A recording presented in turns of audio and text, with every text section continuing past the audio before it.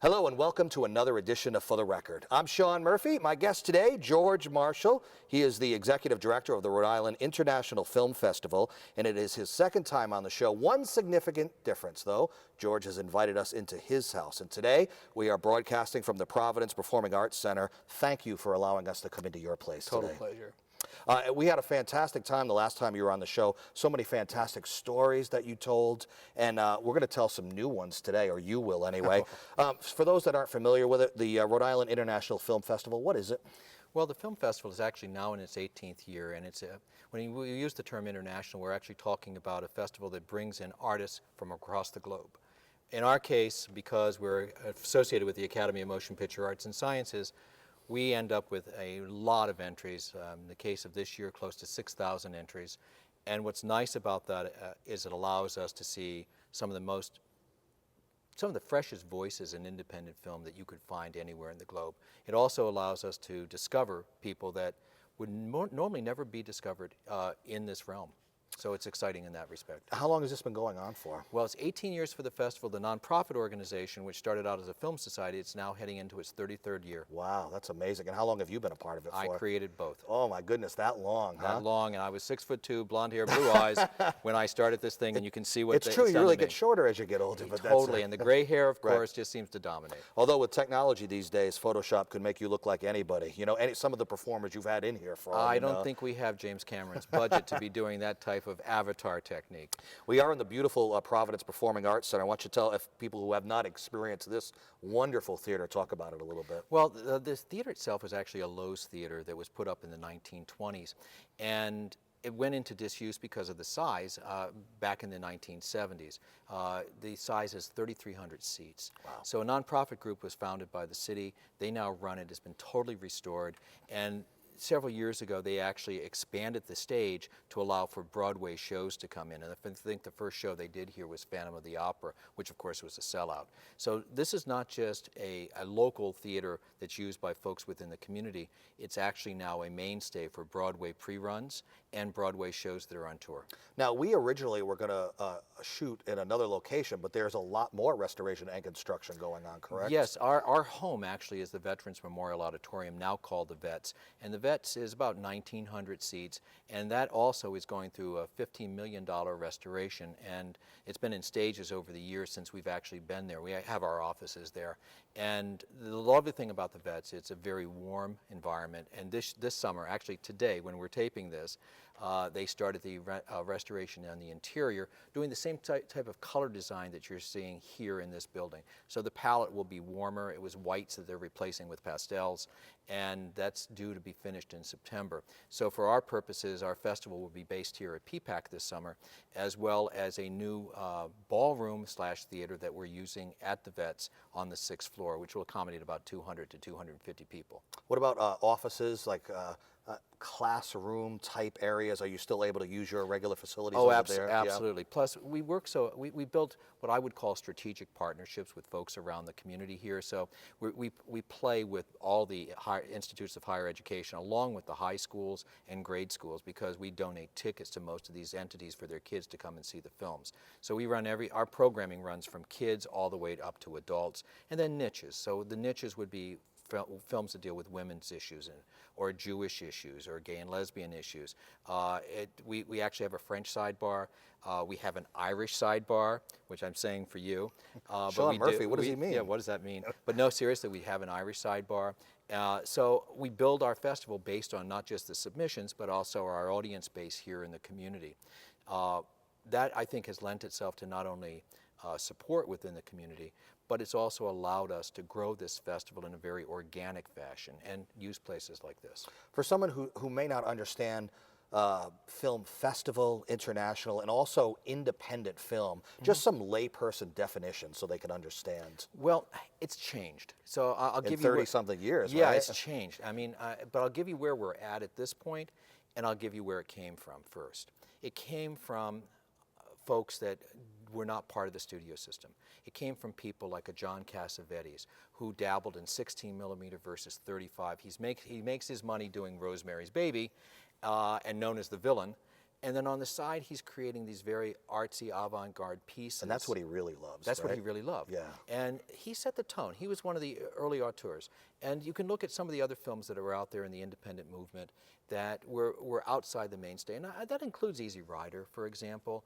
The Roger Corman films were really pretty much outside the mainstay. But still enormously successful, though. Yes, but niche markets. Right. And you can look at Lloyd Kaufman, who's still doing his stuff. Now, Lloyd Kaufman is Troma, and if you don't know Troma, that's Toxic Avenger. But Lloyd is a Yale University graduate. His wife's on the New York Film Commission. So, I mean, you're talking a different perspective. And Lloyd has parlayed that into quite a nice little empire as far as folks that are interested in that genre. But because we've moved away from film, which is very expensive, into digital technology, that means that you can make a movie now off a cell phone. Yes. Not necessarily the greatest quality, Right. but our expectations have changed. But as technology advances, maybe the quality improves too, right? Absolutely. I mean, very few filmmakers are going to be doing ultra high definition, which was introduced to the Olympics a year or so ago, the Summer Olympics in London. But that's going to be breaking into the market relatively soon. Aren't you gonna still have your hardcore people that are gonna insist on, you know, the integrity of the art, the project? Unless it's on film, it's unacceptable. I'm not gonna have anything on digital. I mean, are there those people out there? Well, Quentin Tarantino. But short of that, Yeah. the truth of the matter is you're really not going to see that much of a complaint. The first year we started showing films in a video format was back in 1998. And we didn't know we could even charge for it. We were afraid that it was Right. not the same quality that Some people kind of say. intellectual Yeah, property we figured thing people would say, okay, this is something I'll see in a library. And we were shocked that we actually had large crowds for the product because it was something they couldn't see anywhere else. Over the years, we actually were very dominant in playing with new technologies. And in this hall here, the very first digital screenings were shown about 6 years ago. And that was a good learning experience for us. And now we're using very high definition equipment with that looks like a regular theater when you come in. So we're not cheapening anything. But that's because we have folks like Sony Corporation on board providing us with the latest technology. Doesn't the advancement of technology mean that more and more people can get involved in it easier?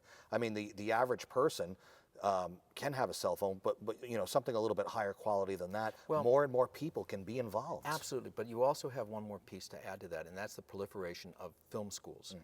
When I was in school, of course, when dinosaurs ruled the world, there was only a handful. That's a whole other show. That's a whole I'd like other to talk show. to you about. Yeah, I can tell you, I was there when the creation of dirt was developed. But honestly, the thing that's interesting for me is seeing how the film schools have just become a dominant player.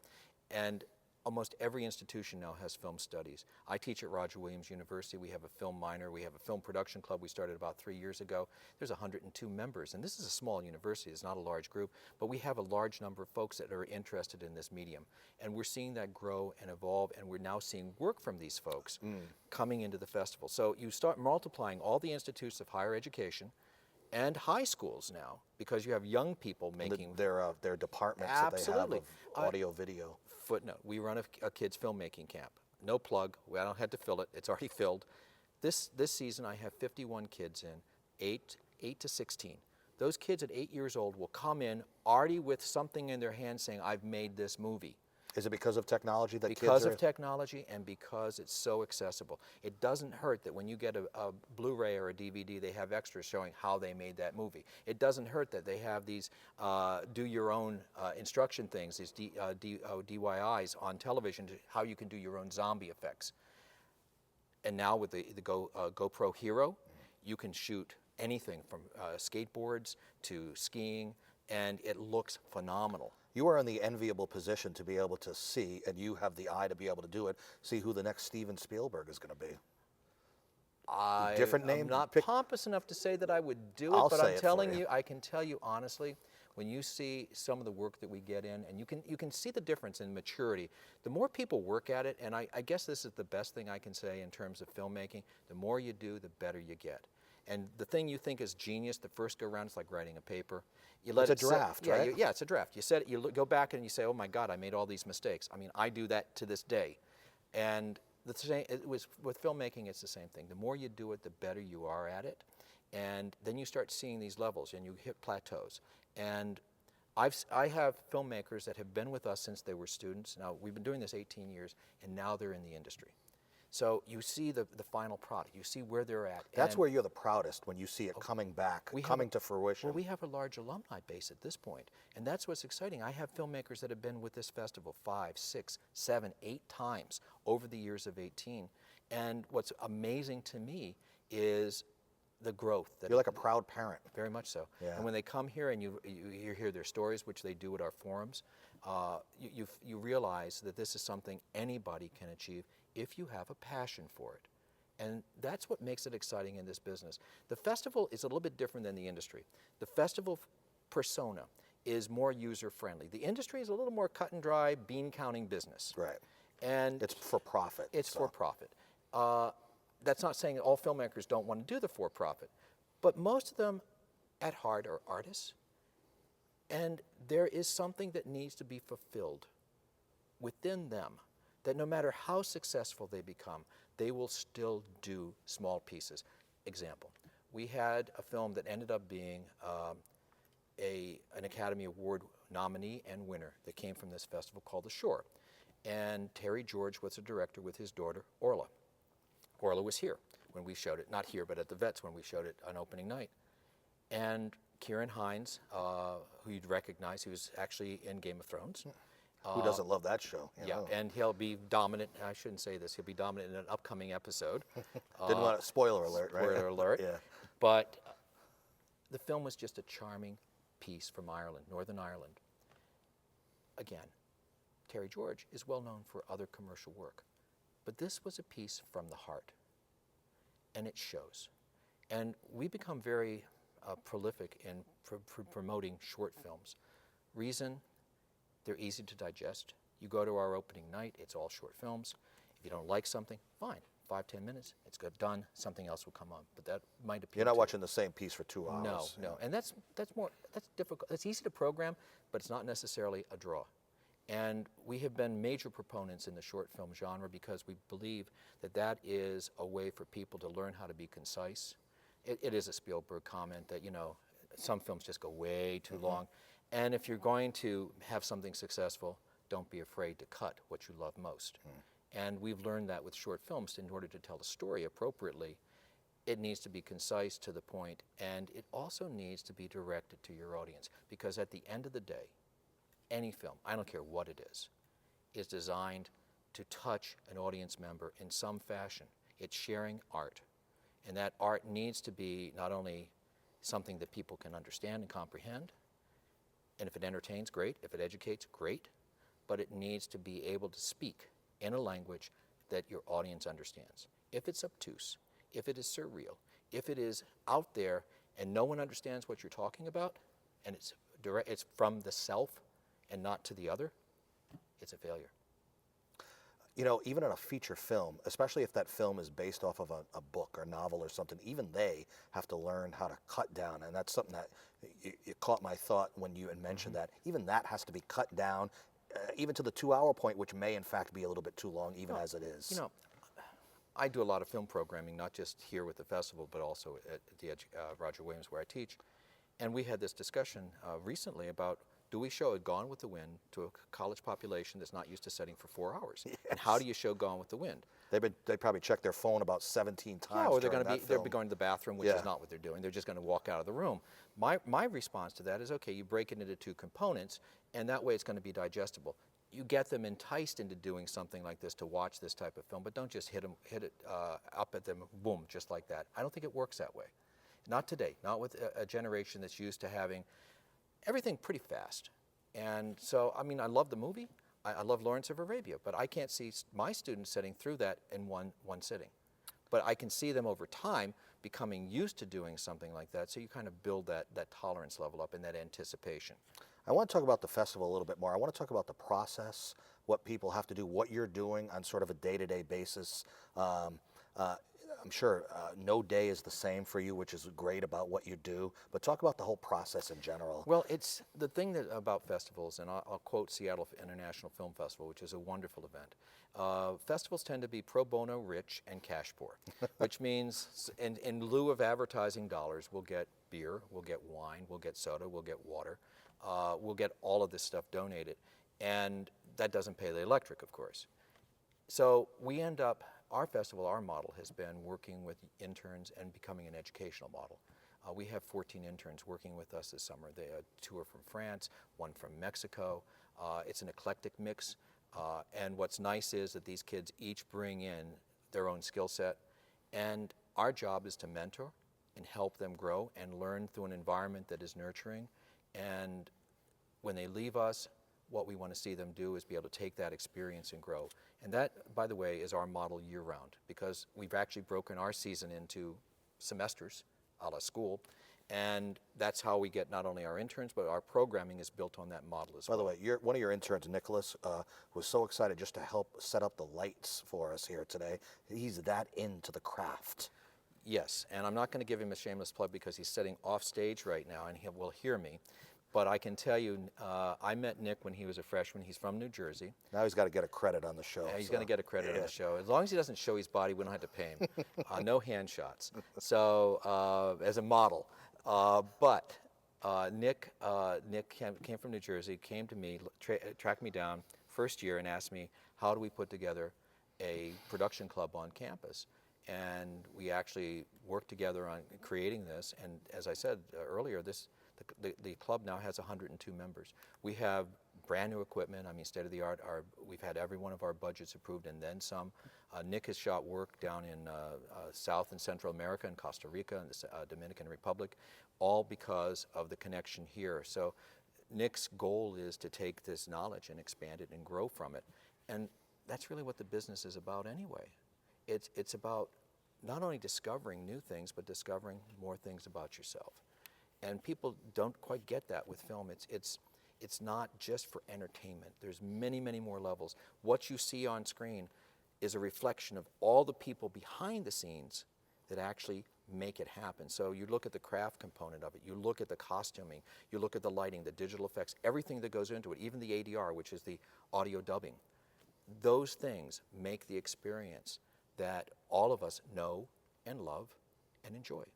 If I don't wrap this segment up, then Julia's never going to get on, and I know you want her to come on, absolutely. Right? Give us a website for people to go and learn more. They can go to our website, which is www.rifilmfest.org. I call it a retro site, simply because it's easier for us just to maintain it, and it's consistent for people. It's easy to find, so if you go to the splash page, there'll be links to everything. And when the festival program is announced, it's a really sweet program. You can go, you can alpha organize, you can actually write comments. You can buy your tickets. Everything will be self-contained within that site. We'll probably end up with about 210 titles this season. Wow. And our opening night will be here at Vets. Last year we had 54 world and U.S. premieres. We're heading up to that direction right now. Though at this taping, we are still getting film entries in. I'm sure you're on social media too, right? Yes, we are. We have a Twitter account. It's all linked on our website. We have an we have everything. You got it. Except the kitchen sink. George Marshall, the executive director of the Rhode Island International Film Festival. Thanks for inviting us into your place today. Appreciate it. Glad to have you. We'll take a break and come back. I'm Sean Murphy. This is For the Record. Stay with us.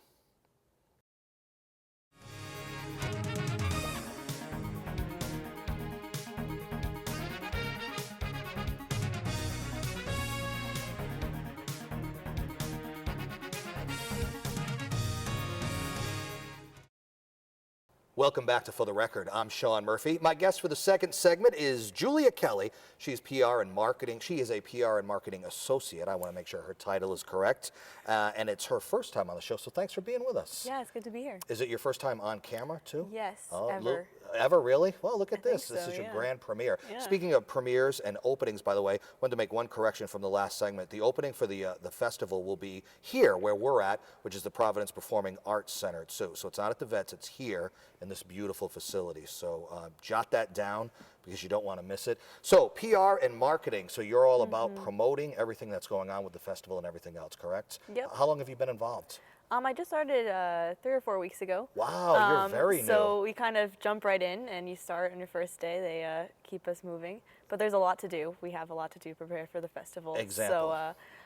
So we have to look for sponsors to pay for things because we are a struggling nonprofit organization. How are the sponsors with their willingness to be involved and their willingness to spend money? Have you encountered roadblocks, or are they pretty open about it? I mean, a lot of people are really interested in what we're doing and are really like to hear what we're doing as an organization. And we do a lot of really cool things. People don't realize we have the film festival, but we also have like all these educational outreach programs and other screenings. And so when people hear about that, they are very interested in what we're doing and are pretty open to working with us. It's a good point, because when you say Rhode Island International Film Festival, you think of the festival, and that doesn't even begin to describe everything that you do. It's not just a festival and that's it. There's so many other things. Do you find that the word has, and that's probably part of what your job is, I guess, is to kind of get the word out about some of those other things. You want to kind of expound on some of those things besides the festival a little bit?